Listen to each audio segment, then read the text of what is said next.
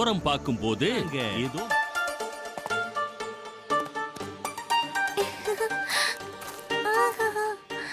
இவ்ளோ அழகா இருக்கு. எனக்கு இது ரொம்ப பிடிச்சிருக்கு. அது கிட்ட போனா நல்லா இருக்கும்ல? மம்மி, எனக்கு அந்த தங்கமான் வேணும். இந்த மானிக்கு எப்படியாவது கூட்டிட்டு வரேன். ஸ்ரீராமர் அனுப்புன அந்த அம்பு அந்த மான தொட்ட அடுத்த நொடியே அந்த மாயை என்னன்னு தெரிய ஆரம்பிச்சது. மான் உருவத்துல இருந்த மாரீசன் தெரிய ஆரம்பிச்சான். ஆனா அவனோட மறைவுக்கு முன்னாடி சீதை லக்ஷ்மணன் அப்படின்னு ராமனின் குரல்ல அங்க இருந்து கத்துனான். சீதா!